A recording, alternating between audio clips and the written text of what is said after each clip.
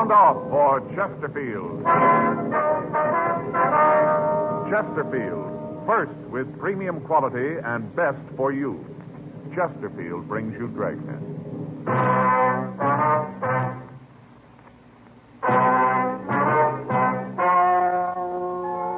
Ladies and gentlemen, the story you are about to hear is true.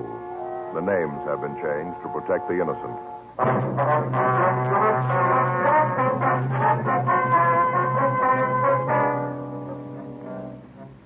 You're a detective sergeant. You're assigned to homicide detail. You get a call from a man telling you that a woman has been badly beaten. Before you can get the name of the victim or any other information, the caller hangs up.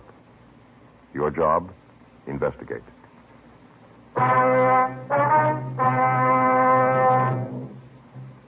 Here is Chesterfield's record with smokers, and important to you. No adverse effects to the nose, throat, and sinuses from smoking Chesterfield.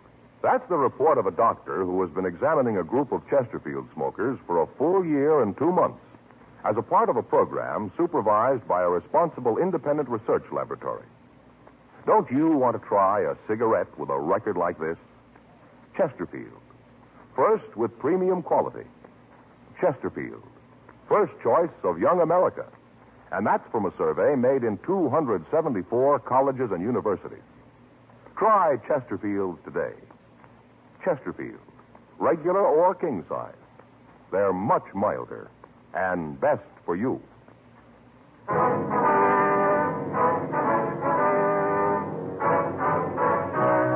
Dragnet, the documented drama of an actual crime. For the next 30 minutes, in cooperation with the Los Angeles Police Department, you will travel step by step on the side of the law through an actual case transcribed from official police files. From beginning to end, from crime to punishment, Dragnet is the story of your police force in action.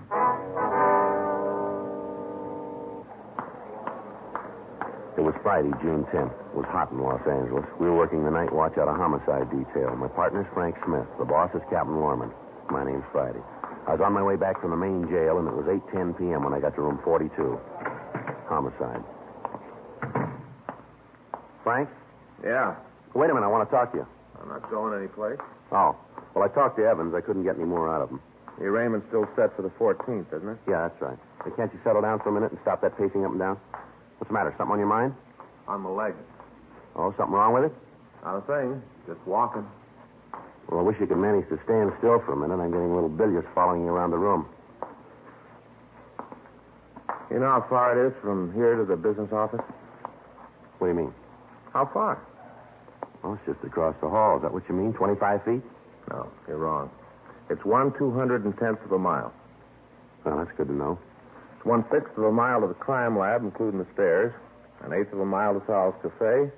4 trips to R&I equals 1/4 of a mile. Never knew that, did you? No. Our grand total tonight so far is over 6 miles, and we're only half through. What do you think of that, Joe?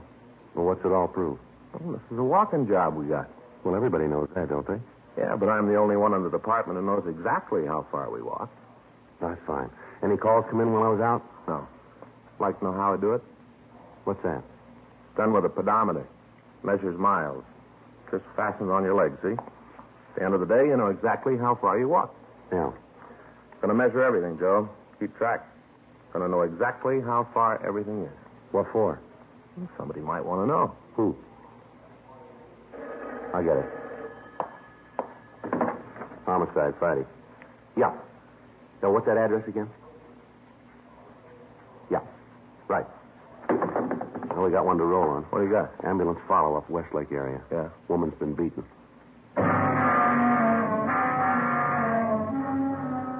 8:14 p.m. We left the city hall and drove to the address we'd been given. 8674 Cambria Street was a large private home that had been divided into apartments.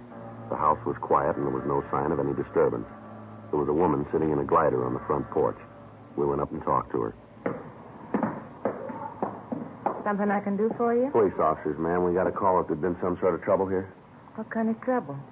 The woman had been beaten. Is that right? It must be some kind of joke. Nothing like that here. You sure you got the right address? The one we were given, ma'am. You got an apartment 104? Yeah, the last one back on the left. Rockmans live there, Mr. and Mrs. We'd like to see the apartment. Go ahead. Anything happened around here, I'd know about it. I'm the landlady. Anything happened, I'd know about it. Go ahead, you won't find anything. Thank you very much, ma'am. Here it is. I'll get it.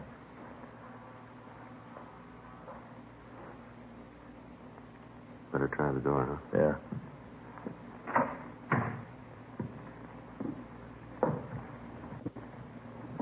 Nobody here. Looks like they had a party, huh? I'll Yeah. check the back.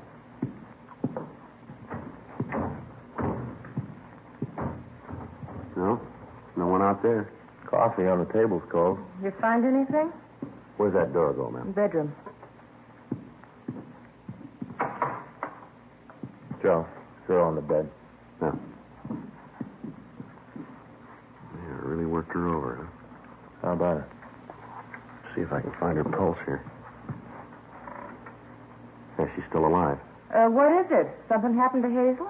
Joe? It's pretty bad. Both eyes black, bleeding. Is this Mrs. Rockman here? Yeah, it's Hazel. What's wrong? Where's your husband? I don't know. When'd you see him last? Oh, about 5 minutes ago. Where was that? On the front porch. He just walked out.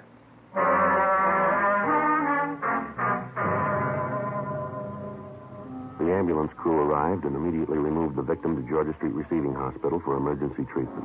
We got in touch with Officer Ed Barrett of the hospital detail and asked him to try to get a statement from the victim if she regained consciousness. We locked the door to the Rockman apartment to preserve any physical evidence we might need, and then we went down and talked to the landlady, Mrs. Ruth Baker. We found her on the front porch. We asked her what she knew about what had happened. I sure wish I could tell you more. How about Hazel? Is she going to be all right? We don't know yet, Miss Baker. She's pretty badly beaten. Mm-hmm. Well, what do you want from me? Some questions we'd like to ask, ma'am. About what? I've told you what I know. Do you know where Mrs. Rockman's husband was going? No, I don't. I don't much care either. Did you say anything at all when he went out? Not a word. Just walked out in a sort of daze, like a trance, sort He of. didn't say anything at all to you? I just got through telling you that he didn't. Yes, ma'am. Mr. and Ms. Rockman fight often, would you know? No, not any more than any married couple. Miss Baker, Yeah? wonder if you can give us a description of Mr. Rockman? Description? Yes, ma'am. Tell us what he looks like. You figure he did that to Hazel, huh? That's what we want to talk to him about. What kind of description do you want? About how tall is he? About as tall as he is? That'd be 5'10", huh? If that's what you are. How much would you say he weighed? Wouldn't even make a guess. I don't notice things like that. Yes, ma'am, but would you say he was medium build or heavy? I'd say medium. Not too heavy, not too skinny. Medium. What color's his hair? Black. How about his eyes? Brown. Real dark brown. He wear glasses? No. Was he clean shaven? What do you mean? Well, do you have a mustache? No, he had one a while ago. He tried to grow one, but Hazel made him take it off. It never grew real well. Little scraggly thing. What was he wearing when you saw him last? Shirt and pants. Could you tell us what color the shirt was? No, and I can't tell you what color the pants were either. It's dark out here. I didn't pay much attention when he left. Just thought he didn't feel well. Sick from the party. All right, Miss Baker. May I use your phone? Sure, help yourself. It's in the living room, right inside the door to your left. You can't miss it. All right, ma'am. Thanks. I'll call this in, Joe. Right. You know, Miss Baker, Yeah? does Mr. Rockman drink much? Why do you ask that? Well, I wonder if there might be some bar in the neighborhood that he might have gone to, maybe? No, he doesn't drink much at all. Once in a while, he and Hazel have a glass of wine before dinner. You know, sharpen the appetite. Just a glass of wine before dinner. Mm-hmm. And you haven't any idea where he might have gone? Not the slightest. Does he have any relatives in the city? I can't answer that. You mean you don't know? Must have some people someplace. Most of us do. But I'm not the kind of person who pries into the private lives of my tenants. They pay their rent, no loud parties, and I don't bother them. Now, about this party tonight. Yeah, what about it? Was there any trouble? Not that I knew about. You didn't hear anything? Any loud talking? Any arguments, maybe? Nope, I wasn't at the party. Wasn't invited. Hazel gave it for her Tony friends. Going to play bridge. I wasn't there. Yes, ma'am. Could you tell us who was there? Never been able to get the hang of the game. Don't like cards. Chinese checkers, that's my game. Never could understand bridge, so I wasn't invited. Well, can't you give us a list of the people who were there? I suppose. Why do you need it? We'd like to talk to them. Well, I guess it'd be all right to give them to you. How's Hazel? You heard yet? No, ma'am. Sure a terrible thing. Not that maybe she didn't deserve it, but it's sure terrible. Why do you say that, Miss Baker? What do you mean, why do I say it? I say it because it's true. No other reason to say something. Yes, ma'am, but what do you mean? Just that it was bound to happen. Somebody was bound to haul off and slap her mouth shut one of these days, the way she talked. Ma'am? Accusing. Always accusing. Thought everybody in the world was after her. Always tell me that she knew about me, that I wasn't fooling anybody. The words she'd used. And they're supposed to be so tony. Well, did she have any enemies around her? Anyone to make her think that, would you know? Well, she didn't have any right-out enemies. There were several people who didn't like her. They thought she was too snooty for them. I call the office, Joe. They're putting out a broadcast. Did you check him? Yeah, nothing on him. Mm-hmm. Hope it's all right, ma'am. I left your number in case they want to reach us. Sure, it's all right. Can you give us the names of the people who were at the party tonight, ma'am? Yeah, there was Lily Davis, the Harrises, and there was some fellow with Lily that I never saw before. You know where you can get in touch with them, do you? Well, the Harrises live up in 203, and Lily has an apartment 105 right across from the Rockmans. She ought to be able to tell you something. Don't know if it's going to be the truth, but she'll think of something to tell you. Yes, ma'am. She a good friend of Mrs. Rockman's, do you know? Oh, you bet. They're thick as thieves. Always having little lunches by themselves, talking secrets, buzzing around. Thieves. Myself, I never took to Lily. I always thought she was kind of wild. Divorcee, you know. All right, Miss Baker, thank you very much. We'll be in 105 if there are any calls. Appreciate it if you let us know if Mr. Rockman comes in. Don't mention to him that we're here. Mm-hmm. All right. That was 105, you said? Yeah. Better talk to this Davis woman, huh? Yeah, maybe she can tell us where Rockman is. Yeah. 105, here it is.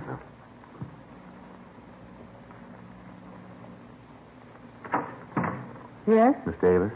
Yes. Is there something I can do for you? Yes, ma'am. We're police officers. What is it you want with me? We'd like to talk to you, ma'am. Oh, well, come in. Thank you. I wonder if it'd be all right if we left the door open.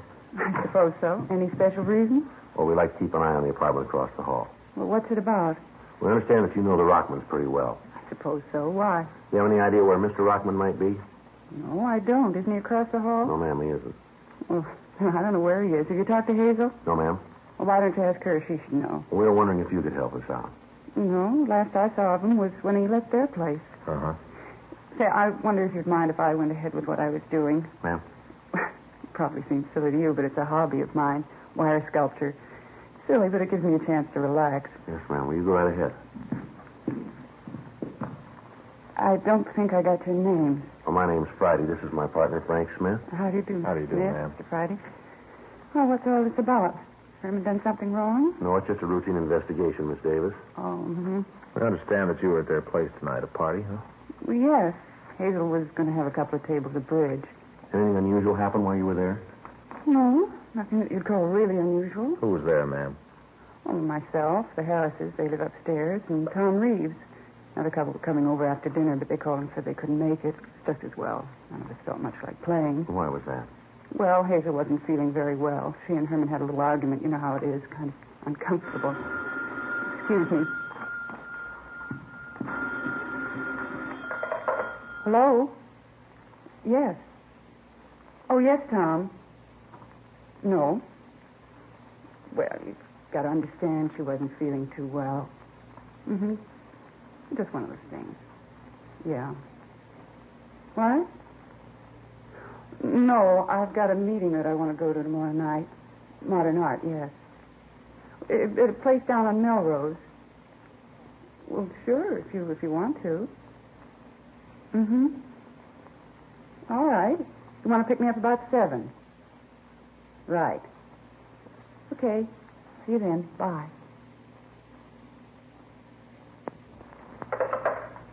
Excuse me, that was Tom. He's a nice boy. I just met him tonight. The Rockman set it up. Mm-hmm. What was this argument that the Rockmans had? Do you know what that was about? Well, it was nothing, just a little thing. Hazel hadn't been feeling well lately. It's awfully easy to set her off. I guess sometimes Herman doesn't realize it. Yes, ma'am, but what caused it tonight? Well, you see, Hazel's been thinking that there was somebody been following her. spying on her. She told Herman about it tonight. That made him a little angry. And, well, then at dinner we just sat down. Mrs. Harris said that she'd seen a picture of the dress that Hazel had on in the morning paper. Well, Hazel didn't understand. I guess she thought that Mrs. Harris was being nasty about it. And she got up and left the table, went into the bedroom. Yes, ma'am. Herman got up and went in after her. Came out and said that she wasn't feeling well. It kind of threw a damper on the evening, so when the other couple called and said that they wouldn't be able to make it, we all decided to call it quits. Mm-hmm.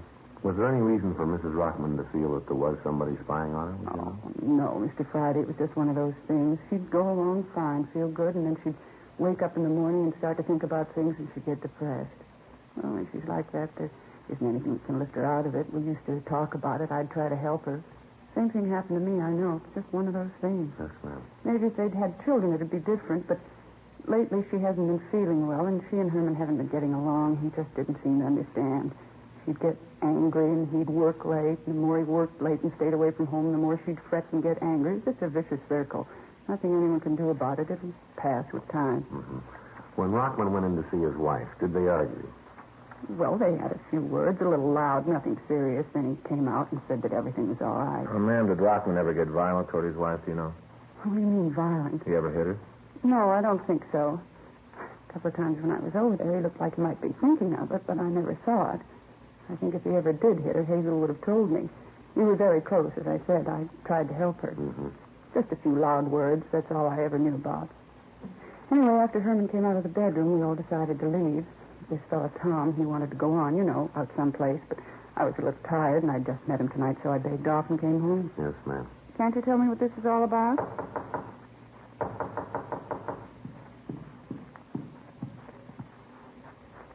Miss Davis, Hello, Mrs. Baker. Something you want?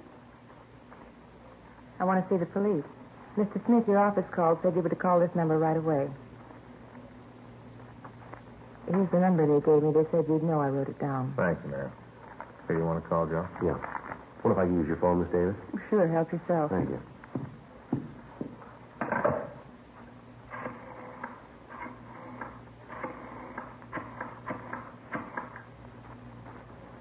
Isn't this the most awful thing you've heard in all your life? What? Well, about Herman, what he did. Terrible. They ought to send him away for a long time, a good long Dr. time. Hall, please. What are you talking about? All the ambulances, the police, never had a thing like this happen before. All the excitement and what Herman did. Just terrible. That's all terrible. Miss Baker, would you wait just a minute, please? Will somebody tell me what this is all Hello, about? Dr. Hall. This is Joe Friday. Yeah. Yeah, we're here now. She is. You're sure about that, right? Yeah, well. Hey, Doc. Right. No, we'll call him right now. Yes, it does. Right. Bye. Georgia Street. Yeah? Miss Rockman died. There's something else. What? She wasn't beaten. She was shot to death.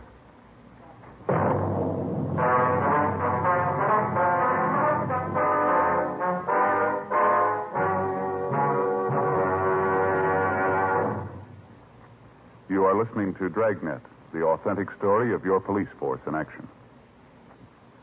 Years ahead of them all. Chesterfield is years ahead of all cigarettes. Chesterfield quality is highest. Here's the proof. Recent chemical analyses give an index of good quality for the country's 6 leading cigarette brands. The index of good quality table, which is a ratio of high sugar to low nicotine, shows Chesterfield quality highest. Chesterfield quality highest. 15% higher than its nearest competitor. Chesterfield quality highest. 31% higher than the average of the 5 other leading brands. Don't you want to try a cigarette with a record like this? Chesterfield. First with premium quality and best for you. Try Chesterfield today. Regular or king size.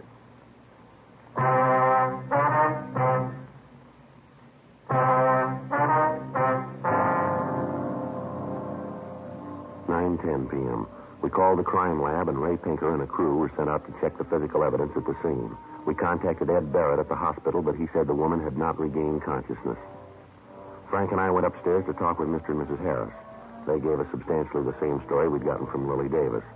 They agreed that when Rockman went into the bedroom to see his wife, they'd heard loud voices but nothing else. They stated positively that as far as they knew, there'd been no shot fired while they were in the Rockman apartment. 9:17 p.m. We checked with the other people in the apartment building. None of them could report having heard a shot. From them, we got the same story of Mrs. Rockman's actions. Some of the neighbors said that they didn't get along with her. Others seemed to understand her feelings. 9:22 p.m. We checked back with Ray Pinker and the crew from the crime lab. We didn't spend a lot of time here, Ray. The husband looked good for it. We were trying to round him up. Shooting was a real surprise, huh? Looks like a beating to us. We couldn't tell. The boys from Georgia Street got it out of here right away. Yeah. Did you come up with anything, Ray? Yeah, a couple things. How you fellas got it figured? Well, talking to the neighbors, looks like the husband does. Talked to him? No, he walked right out after it happened. Got out a broadcast on him. Nothing's turned up yet, though. Mm-hmm. How's it look to you, Ray? Well, I'm not sure I can go along with you guys and the husband. Yeah. I talked with Doc Hall. We aren't going to be able to know for sure till they post the body. Woman was slapped around, we know that. Yeah, we saw it. It looked pretty brutal to us. You mean the black eyes? Yeah.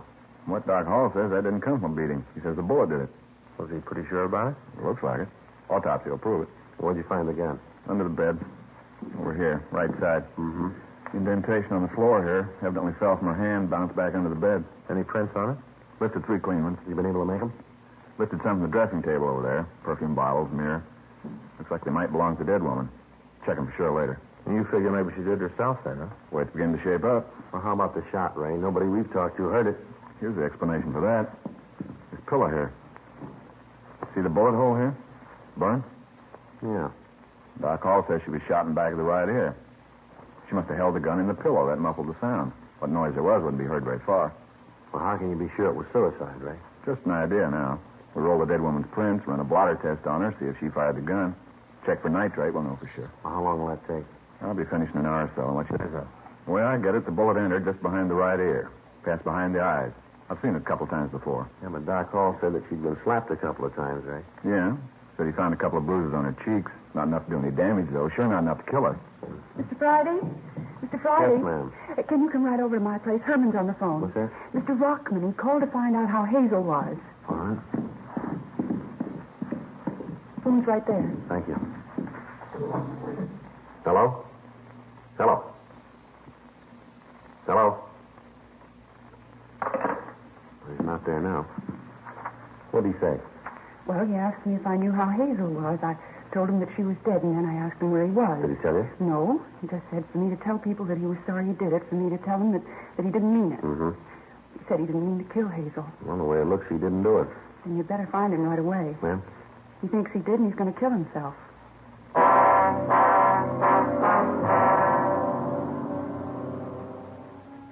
We talked to the landlady, Ruth Baker, but she was unable to tell us where Herman Rockman was employed.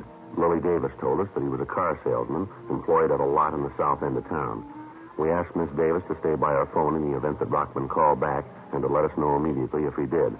We found an address book in the desk in the living room of the apartment, and we began to call Rockman's friends and relatives. None of them had seen him or could tell us where he worked.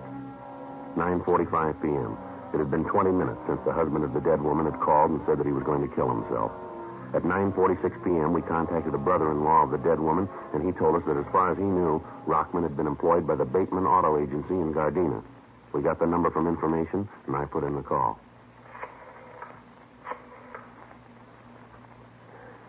Hello, is this the Bateman Auto Agency? Well, this is Sergeant Joe Friday, Los Angeles Police Department. Yes, sir.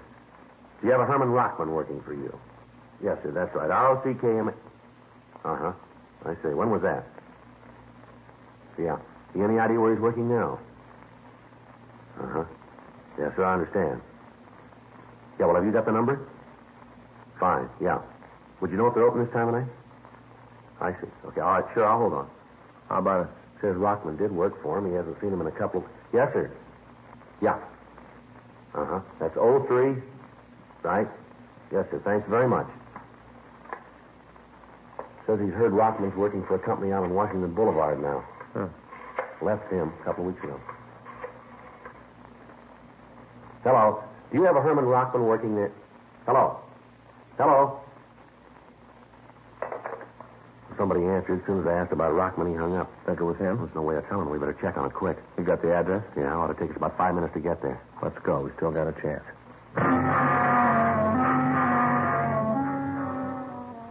9:50 p.m. We left the apartment and we drove out Westlake Avenue and turned down to Washington Boulevard.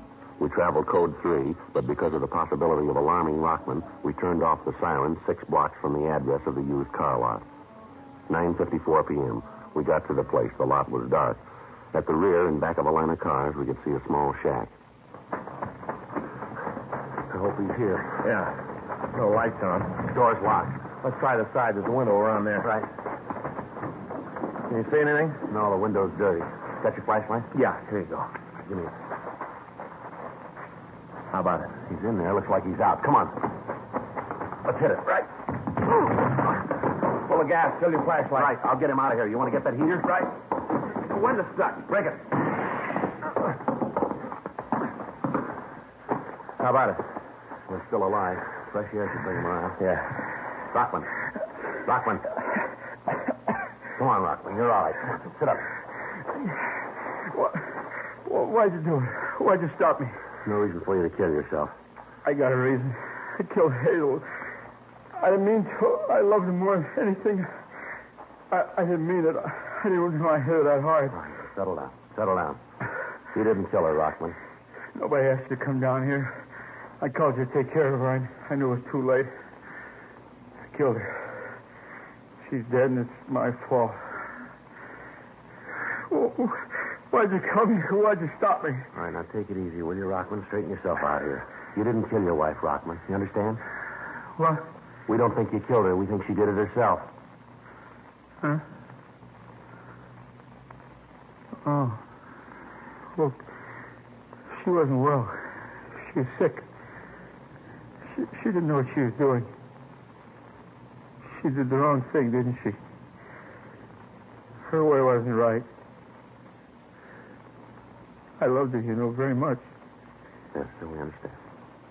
Doesn't really make any difference. You stopped me. No difference. Sir? Doesn't make any difference that you stopped me. I loved her. There's no difference at all. How's that? I died with her.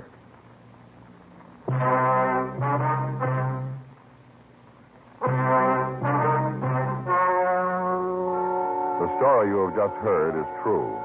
The names were changed to protect the innocent. On June 15th, an inquest was held in the coroner's office in and for the county of Los Angeles. In a moment, the results of that inquest. Now, here's our star, Jack Webb. Thank you, George Fenneman. Friends, next Sunday, June 21st, is Father's Day. Your neighborhood dealer has the special Chesterfield Father's Day carton on sale right now. So remember the guy who never forgets you. Don't give him just any cigarette. Give him premium quality Chesterfields, regular or king size. They're best for him.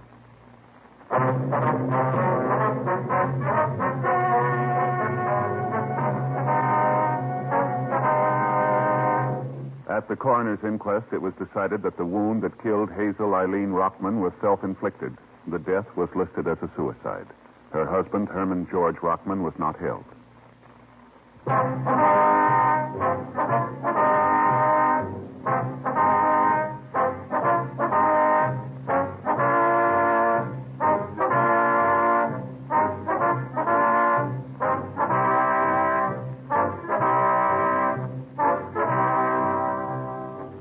You have just heard Dragnet, a series of authentic cases from official files. Technical advice comes from the Office of Chief of Police W.H. Parker, Los Angeles Police Department. Technical advisors, Captain Jack Donahoe, Sergeant Monty Wynn, Sergeant Vance Brasher. Heard tonight were Ben Alexander, June Whitley, Lillian Bias. Script by John Robinson, Ben Alexander. Music by Walter Schumann. Hal Gibney speaking. For a million laughs, tune in Chesterfield's Martin and Lewis show, Tuesday on this same NBC station. And sound off for Chesterfield. Either regular or king size, you'll find premium quality Chesterfield much milder. Chesterfield is best for you. Chesterfield has brought you Dragnet, transcribed from Los Angeles. Have you tried new cork-tipped Fatima? It's the smooth smoke. Here's why.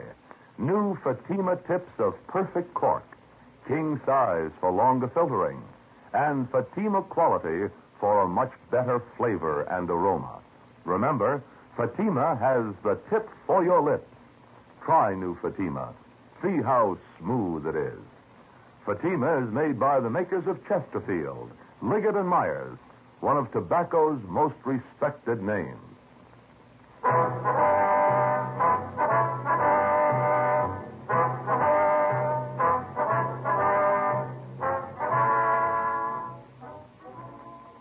Tonight, it's Adventure with Barry Craig on NBC, the national broadcasting company.